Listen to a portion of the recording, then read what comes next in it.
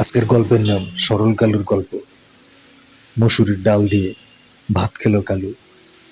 অর্থাৎ যার নাম কালু এই গল্পে মসুরির ডাল দিয়ে খেয়েছেন আজ ভাত। কালু ভাত খাচ্ছিল ডাল দিয়ে, বিছানায় ডাল পড়ল। কাজের লোক কালু, তাই থেকে বাসা থেকে বাইর করে দেওয়া হলো। কেন বিছানায় ডাল পড়লো? আর সে কাজের লোক এখানে বিছানায় ভাত খেতে বসলো। সে তো ফ্লোরে বসবে। কালু অন্য বাসায় কাজ খুঁজতে লাগলো, কাজ পাইল না সে। পরে সে গেল একটি শপিং কমপ্লেক্সে কাজ করতে, অ্যাসিস্ট্যান্ট হিসাবে। কালুকে ঠকিয়েছিল কিছু ধূর্ত বালক। কালুর টাকা পয়সা নিয়ে পালিয়েছিল তারা। শহরে কাজ নেওয়ার আগে কালু তখন গ্রামে থাকত, বাদাম বিক্রি করত। তখন কয়েকজন আসে তার কাছে। সে তখন একটি দোয়েল পাখি খেয়াল করছিল, তাই তার ভ্যান গাড়ি নিয়ে সেই বখাটে ধূর্ত বালকেরা পালিয়ে যায় ক্যাশবক্স সহ। এরপর তারাই শপিং কমপ্লেক্সে যখন কেচি কিনতে আসে, তখন কালুকে দেখতে পায় ও কালুর কাছে ক্ষমা চায়। কিন্তু একজনের হিংসা হইল, কালুর কেন ক্ষমা চাইতে হবে কালুর কাছে? তার নাম হলো শেরপাল। সে কালুকে দেখতে পারতেন, তাই সে প্রায় শপিং কমপ্লেক্স আসতো। তো কালুকে একদিন বন্দুক ধরে বললো, যেহেতু তুই অ্যাসিস্ট্যান্ট থেকে মালিক হয়েছিস সততার কারণে, আমি এতদিন খেয়াল করছি তোকে, তোর চাবিটা আমাকে দে, রাতে চুরি করতে হবে আমাকে তোর দোকান থেকে।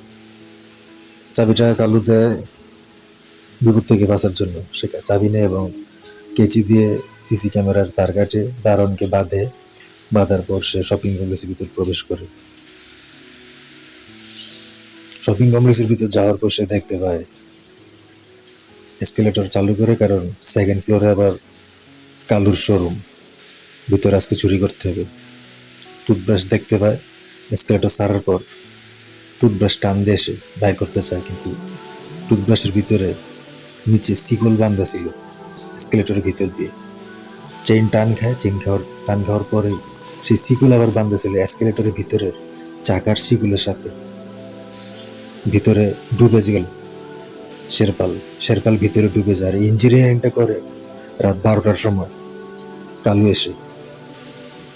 কালু এবং দোকানের দারোগা মিলে এসকেলেটরের ভিতরে এই ইঞ্জিনিয়ারিংটা করে। সেটা হলো টুথব্রাশের নিচের ছিদ্রের সাথে শিকল বেঁধে এসকেলেটরের ভিতরের যে চাকা ঘুরে, সেই চাকার মধ্যে যে চেইন, সেই চেইনের সাথে শিকল বাঁধা হয়। অর্থাৎ যেই ব্যক্তি টান দিবে টুথব্রাশটা বাইর করতে, লিফটটাকে চালু করার জন্য, সে সিঁড়িতে দাঁড়িয়ে থাকা অবস্থায় ভিতরে ডুবে যাবে আর সে মারা যাবে। পরের দিন সকালে শেরপালের লাশ নিয়ে যাওয়া এসকেলেটরের ভিতর থেকে বাইর করা হয় তার লাশ।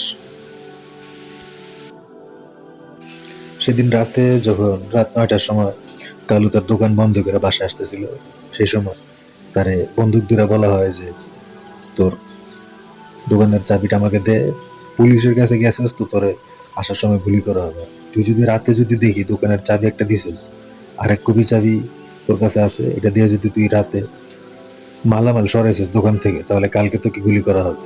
তখন কালু সবকিছু মানলো মরার হাত থেকে বাঁচার জন্য।